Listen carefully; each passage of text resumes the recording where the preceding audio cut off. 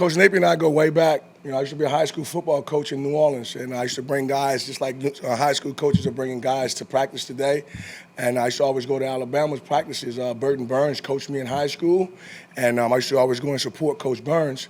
And Coach Napier and I, we developed a relationship during that time, but we never had an interaction with coaching and whatnot, right? And I was at Texas Tech, and Rob Sale and I had a relationship. I'm a little closer than Coach Napier's, and they were looking for a running back coach, and being from Louisiana, kind of was a good fit. So I went over and started working with those guys for 4 years, man. And I think that in those 4 years, I have developed as a better football coach because of Coach Napier and the things that he does in regards of paying attention to details and having organization. If you watch our practice, you can see how things are in a regimen and how we go about doing it. And I think that this relationship between he and I are very good. I'm excited about working for him. I'm going to give him my best every chance I get, and just excited about this opportunity of being here at the University of Florida. Coach, you have a pretty talented stable of backs, and I know in the past there's been some issues with fans and people in the media, how carries were kind of divvied out between the running backs. What's your philosophy as far as running backs, particularly when you still have a talented stable of backs? I've never heard any fan say anything bad about the University of Florida. They're the best, man. What we try to do is we want to play multiple guys, right? We want to play multiple guys and make sure that we have competition every day. No one's going to be given anything. You got to go out here and work for it on a daily basis, and we want to make sure that you're playing at a high level. Okay, we talk about having great habits and going out there and compete. But the best thing that we're going to do as a running back unit, we're going to cheer for one another.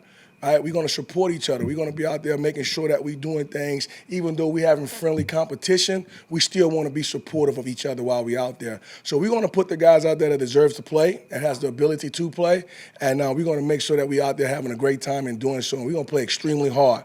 When you watch us play, we're going to play hard. So it's not I'm going to play one guy over the other. I'm going to play the guy that practices the best, that's consistent at doing the things that we're asking him to do on a regular basis.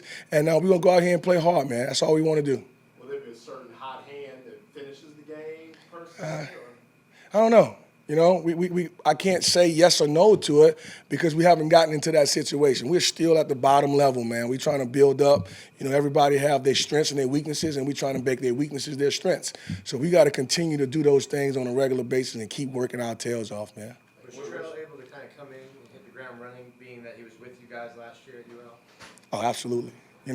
Having been in the offense, it helps him. But you got to remember, he's a freshman, man. He still got some growing pains that he has to work out, man. It's his first spring football as a college football player. It's a little different than being in the fall, and it's a different level of competition as well. So he's working extremely hard. I'm proud of him. I'm proud of all of the young men in our room, and we're going to continue to work hard and put our best foot forward. We're going to be the best group of young men that you want to see, both on and off the football field, in the community, on the campus, in the locker room, and on the field.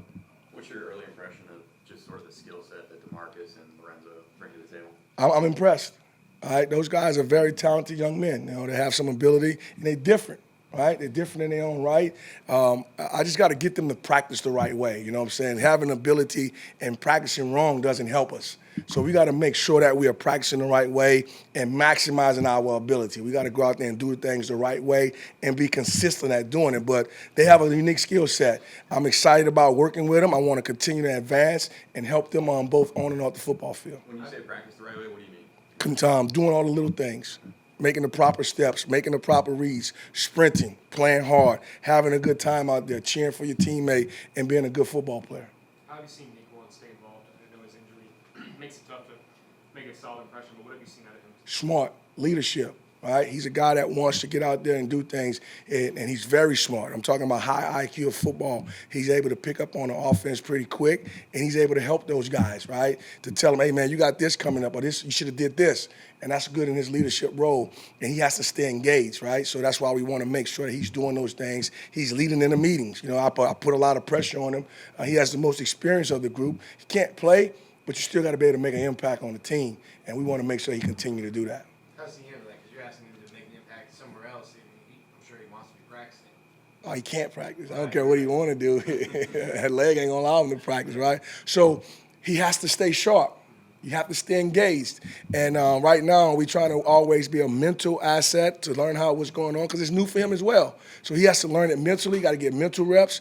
But I want him to be a leader. I want him to be encouraging to those guys and make those guys understand that we are in this together. He's been embracing that role. He's been doing a really good job of that. I'm proud of him. But, you can have some ups and downs when you're not out there, man. And I'm trying to keep him encouraged, keep him part of what's going on. That's why I'm calling on him and leaning on him a lot to make sure he continue to be a leader for this team. As far as Quan's injury, do you think he'll be able to come back at some point in spring camp or might need to sit it out? Repeat that, please. Quan's injury, do you think he'll be able to come back at some point in spring camp? Yes, sir. That's a doctor's question. Trainers, I'm not 100% sure how that's going to look. I can't answer that for you, sir. We've seen we cover the other running backs. Can you give us a scouting report on Montreal? Johnson? Yeah. Montreal has a unique skill set as well. He's big. He's faster than you think he is. He has very good patience, balance, right? He has a good lower half that gives him opportunity to make cuts and explode through the hole, man. I think that his football IQ has helped him to have success as well. That's why he was able to come in and play as a freshman, and now the game is slowing down for him a little bit. I'm anxious to see how much he's going to continue to grow because he has a long way to go now, man. He's only 18 years old, you know what I'm saying? So I'm still working with him, being more mature. I'm working with him off the field to make sure he's doing all the little things, eating right, sleeping right, drinking enough water. So those are the things that he needs to be working on. He has some talent. He's a talented football player. He wouldn't be here. But we want to make sure that he's continuing to grow daily. That's what it's about, putting one foot in front of the other and continue to build on that. Do you work much with the quarterbacks when it comes to how they are as runners? I mean, are you going to work with No, I got all the running backs on, boy. I got enough on my plate, you know what I'm saying? So just want to make sure the running backs know what they're doing. Do you have any early impression of the O-line that they're going to be running behind?